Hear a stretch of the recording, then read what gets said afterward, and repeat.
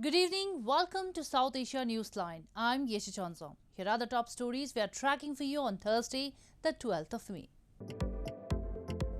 People in India and Pakistan struggle to cope as heat wave scorches South Asia.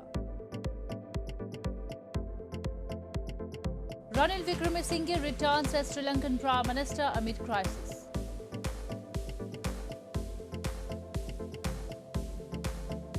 And thousands of voters rush out of Nepal's Kathmandu to native places for Friday's polls. And now for all the details. People in parts of India and neighbouring Pakistan struggle to carry out their daily activities as an extreme heat wave scorched the region. More than 1 billion people are at risk of heat-related impacts in both the countries, scientists have warned, linking the intense summer to climate change.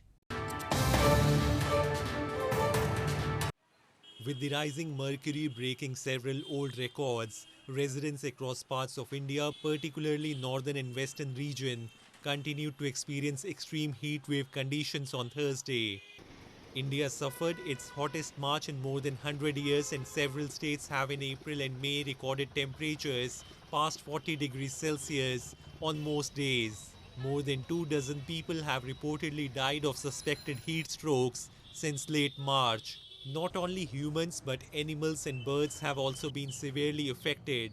Rescuers in the western Gujarat state said they are picking up dozens of exhausted and dehydrated birds dropping out of trees and the sky every day, as the soaring temperatures have also dried out water sources in some places. अभी आप जानते हो कि summer का season है। गर्मी के अंदर बहुत सारे ऐसे बर्ड्स है, छोटे से लेके बड़े तक, जो गर्मी के अंदर डिहाइड्रेशन हो जाते हैं। उनका कारण एक ही होता है कि उनको ठीक से पानी नहीं मिल पा रहा है, और पानी नहीं मिलने के वजह से लोग डिहाइड्रेशन होकर कहीं पे भी गिर जाते हैं। इसके वजह से हम लोगों को भी यही कहते हैं कि डिहाइड्रेशन ना हो, पक्षियों को उसके लिए पानी दे।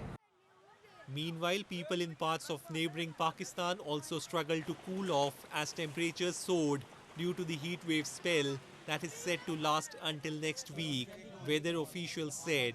In Lahore city, where the mercury hit 43 degrees Celsius on Thursday, residents sipped on sugarcane juice and took other precautionary measures. ਇੰਨੀ ਗਰਮੀ ਪਹਿਲੇ ਕਦੀ ਨਹੀਂ ਹੋਈ।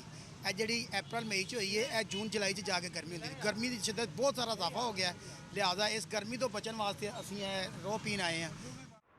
Scientists have warned more than 1 billion people are at risk of heat-related impacts in both India and Pakistan, linking the early onset of an intense summer to climate change.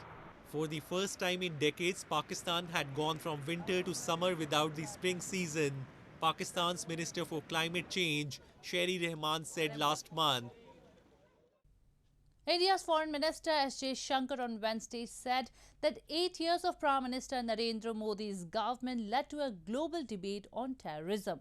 On the occasion of the Modi at 20 Dreams Meeting Delivery book launch event on Wednesday, he expressed his gratitude for being a contributor to the volume which marks 20 years of the Modi government and highlighted PM Modi's influence on the foreign policy. Vice President M. Venkaiah Naidu, while releasing the book, said that PM Modi was a phenomenon, a point that even his detractors had to concede. The book presents different facets of the distinct thought process, the pioneering proactive approach and the quintessential transformational leadership style that PM Modi has come to be closely identified with. The 8 years of Modi Sarkar has brought terrorism fair square at the center of the global debate. And he has concentrated on developing the border infrastructure because he knows that is essential to meet our security challenges. So it could be Uri and Balakot, it could be Doklam and Ladakh. But you can see today, this is not a country that shies away from its hard security challenges. Five-time former Sri Lankan Prime Minister Ranil Wickremesinghe was reappointed on Thursday in an effort to bring stability to the crisis-ridden island nation as Mahinda Rajapaksa resigned from the post on Monday.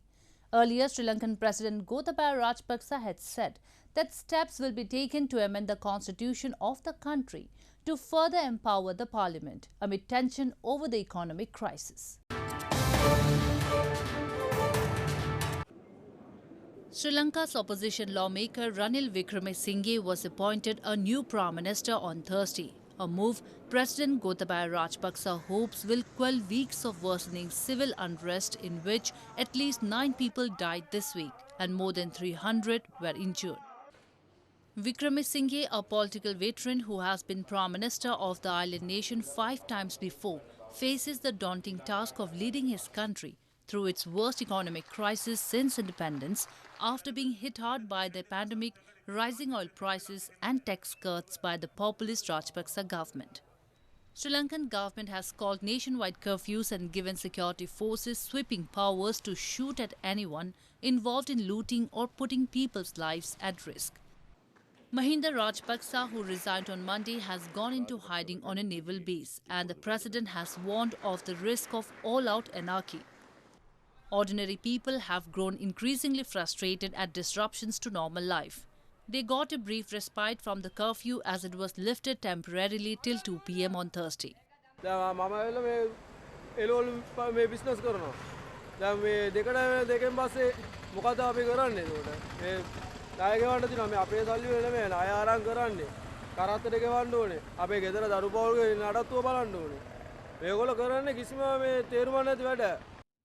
As well as dealing with mass protest, Wickremesinghe must unite a fractured parliament to agree on a way out of a crisis that has seen inflation soar and foreign reserves dwindle.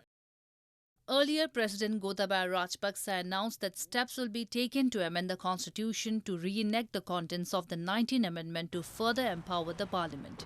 The embattled president said that calls for various factions for the abolition of the executive presidency will be considered. Pakistan's Prime Minister Shehbaz Sharif and PMLN party Supremo Nawaz Sharif have agreed against holding early elections during their meeting in London, reports have suggested. This comes as former Premier Imran Khan has demanded snap elections, alleging that the United States conspired with leaders of the incumbent government to oust him through a no-confidence vote in April. Pakistan's Prime Minister Shehbaz Sharif and his elder brother PMLN party Supremo Nawaz Sharif have decided against holding early elections in a meeting held in London on Wednesday to discuss the ongoing economic crisis in Pakistan, reports suggest. Shehbaz, along with a 10-member delegation of PMLN's senior leadership, met Nawaz in London to seek the 3-time former PM's counsel for overcoming the ongoing political and economic crisis in the country. Information Minister Maryam Aurangzeb said on Twitter, another meeting was scheduled to be held on Thursday and final decisions will be announced on Friday, she said. This comes as ousted Premier Imran Khan has demanded snap elections, repeatedly airing allegations against the US of conspiring with leaders of the incumbent government to topple him in a no-confidence vote in April. Meanwhile, PMLN Vice President Maryam Nawaz in a rally on Wednesday lashed out at Khan and said it was his own party lawmakers who sent him packing. बात ये है कि ना तुम्हें नवाज शरीफ ने निकाला, ना तुम्हें किसी गैर मुल्की साजिश ने निकाला, तुम्हें निकाला तो तुम्हारे अपने एमएलएस ने तुम्हें निकाला. Pakistan is in dire need of external financial support due to widening current account deficit, which the new government has blamed on poor governance by ousted Premier Imran Khan. Pakistani officials are set to begin talks with the International Monetary Fund from May 18 for resumption of a stalled loan program, reports suggest. Moving on, local traders in Gilgit-Baltistan have rejected the conditional reopening of Khun-Jera border by the Chinese authorities. They blamed the decision of contactless trade unilaterally taken by China has caused massive damages to them. Local traders of Gilgit-Baltistan have expressed their disapproval against the conditional reopening of the Khun-Jera border with China, demanding that normal trade handling should be allowed on the both sides of the land route. They raised their concerns that the present system is not facilitating bilateral trade. While Chinese traders are allowed to export their goods to the Pakistan's illegally occupied territory, local traders are not allowed access on the other side due to the condition of contactless trade by China. और मैं ये बताना चाहता हूँ media के ज़रिए, अगर China तिजारत चलेगा तो दो तरफा ट्रेड होगा। यहाँ के लोग चाइना भी जाएंगे और चाइना के लोग यहाँ पे भी आएंगे। Locals have long blamed that the highways being built under CPEC, the China-Pakistan Economic Corridor project, serve just the interest of China, plying a chain of trucks to Gilgit-Baltistan. They accuse the multi-billion-dollar project has given a boost only to Chinese markets, leaving local traders in Gilgit-Baltistan on edge. In news from Nepal, the local level elections will be held on May 13 in a single phase for 753 local units in Nepal.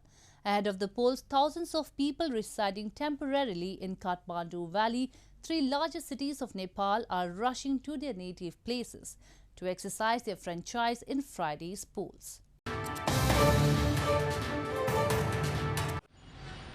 Thousands of voters living in Kathmandu Valley, the three largest cities in Nepal, including capital Kathmandu, but registered in their districts, rushed to their native places to exercise their franchise in Friday's local elections for 753 local units.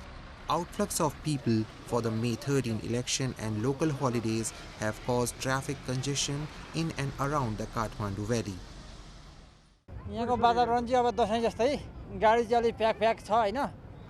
अब अहिले यो चुनावको लागि लगिरहेछ के गाडी सब आफ्नो पार्टीहरुले हैन। गाडी चाहिँ अलि फ्री भनिरहेछ अनि मान्छेहरु चाहिँ मैले धेरै देखेको छु अहिले पोहोरको चुनावको भन्दा हैन अलि धेरै जना जो गाउँमा गइरहेको देखेको छु मैले अहिले। As per the estimated data from the Kathmandu Valley Traffic Police Office, at least 50,000 people are vacating Kathmandu temporarily for the upcoming polls and as well as long holidays.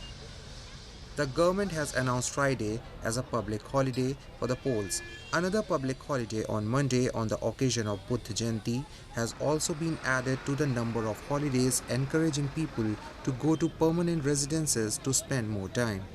Those who are exercising their right to vote and to elect representatives have thought of choosing a suitable and capable candidate who can bring on changes in the locality. अब गाउँ समाज सेवा गर्ने अब बाटो घाटो बनाउने सबैको राम्रो काम गर्नेहरू राम्रा नेताहरू छानेर दिने हो। हामीलाई पार्टी भन्दा पनि काम गर्ने व्यक्तिसम्मको सबभन्दा छ किनभने काम राम्रो हुनु पर्यो गाउँमा विकास हुनु पर्यो। As per the Election Commission, a total of 17,733,723 voters are eligible to exercise their voting right in Friday's election. Setting an example for all those women who are sitting idle at home and want to do something in life. Yasmina, a young girl from India's northern Jammu and Kashmir territory, is working as the head chef at a famous restaurant despite facing odds. She says girls should dream big and have the confidence that anything can be achieved in life with hard work. Yasmina is currently working as the head chef at a famous private restaurant cum cake center in Baramulla district of India's northern Jammu and Kashmir territory. She did a course in bakery and cake making from an institution in Srinagar city and got placed in a French bakery outlet there itself. She later bagged the job as the head chef at the Bake My Cake restaurant in Baramulla.